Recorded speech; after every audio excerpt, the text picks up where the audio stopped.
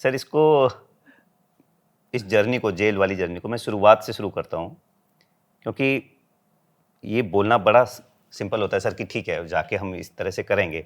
जब आप यूनिफॉर्म उतार के एक नॉर्मल कैदी की तरह एंटर किए आपने जेल में, एंड आपने देखा होगा सर कि वहाँ पर वही कैदी थे जिनको शायद कुछ दिनों पहले तक आप पकड़ रहे थे, और आप उनके बराबर जाकर रहते हैं, साथ में रहते हैं।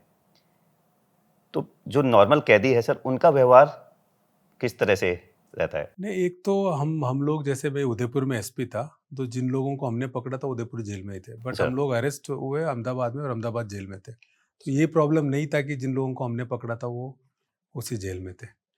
बट एक बार जेल जाने के बाद है ना, एक तरह से सबके साथ एक भाईचारा बन जाता है। इन द सेंस वहाँ हम भी कैदी, हम ऑफिसर नहीं है, और वहाँ भी वो क्रिमिनल्स है तो वो भी कैदी है, and obviously we are facing the same problems, and then हम सब के लिए वी हैव ए कॉमन मतलब person to deal with the jail guards, we have common problems and we have common complaints against. तो वहाँ पर sir लोग बाग ये नहीं कहते थे कि आप तो एसपी थे? नहीं, वहाँ क्या है कि वहाँ वो लोग भी इवन जो कैदी भी होता है, जो क्रिमिनल भी होता है, एक बार वो जेल जाने के बाद है ना, एक तो देर आर 2-3 रूल्स कैदियों की। एक तो अपने केस के बारे में कोई चर्चा नहीं करेंगे, चार्जशीट में जो है वही बोलेंगे, जो रट के वही बोलेंगे। एंड सेकेंडली उनकी इस तरह की वो इतना नहीं रखते कि जैसे कोई दुश्मनी उश्मनी इतना नहीं रखते। And secondly there is lot of difference between life outside and life inside. I will tell you, life outside में क्या होता है, generally you will realise it is called missing tile theory. If you enter a room, there are 50 tiles, okay, it 50 tiles की room होनी चाहिए, but one tile is missing, so only 49 tiles are there.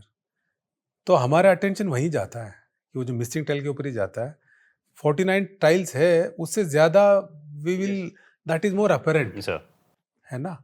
तो बाहर की दुनिया में यही होता है कि we have got 49 reason to be happy, to be contented, but one tile जो मिसिंग है ना, उस पे हम हमारे mind we are thinking of that. मतलब खुरेद के उसी में घुस के 10 लोगों को गाली दे के, मतलब पूरा उसमें हमारी जो सारी आत्मा, हमारी शक्ति, हमारी इमेजिनेशन, हमारी सारी ताकत उसमें लगा के हम खुद को टॉर्चर करते रहते हैं। ठीक है, बट जेल में उल्टा होता है, बिकॉज जेल में देर आर नो 49 टाइल्स, वो एक टाइल है। you have to find that one tile. So what is very normal outside Sir. becomes special, extra inside. For example, one gulab jamun outside आपको देंगे तो आप खाएंगे भी नहीं, बिकॉज आपको लगेगा कि साहब मेरा कोलेस्ट्रॉल बढ़ जाएगा और मेरा मतलब शुगर ज्यादा आएगा। सेकेंडली स्वीट है, अनहेल्दी है। वही एक अंदर के आदमी को मतलब एक के वो क्या बोलते हैं, कोई मिठाई मिल जाए ना, बहुत छाव से खाएगा, because it is rare for him.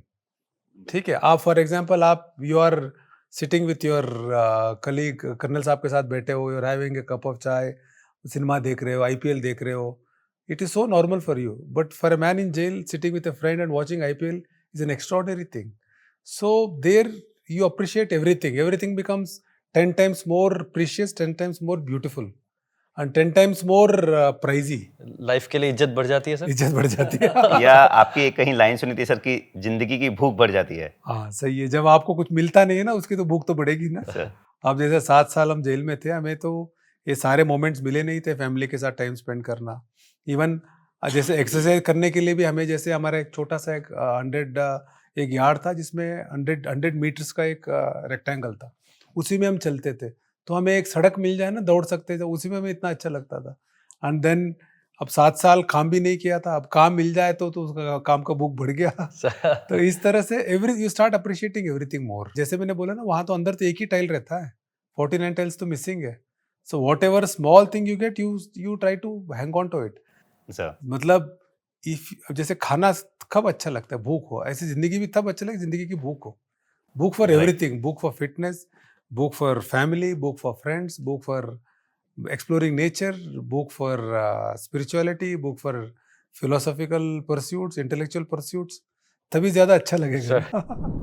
जय हिंद। आई होप आपने इस क्लिप को एंजॉय किया है। अगर आप ये फुल पॉडकास्ट देखना चाहते हैं तो उसका लिंक डिस्क्रिप्शन में दिया गया है, और इसी प्रकार के हमारे गैलेंट रियल लाइफ हीरोज़ के अगर पॉडकास्ट आप देखना चाहते हैं तो आप हमारे main channel monks and warriors by colonel Kaushal Kashyap check out कर सकते हैं। जय हिंद।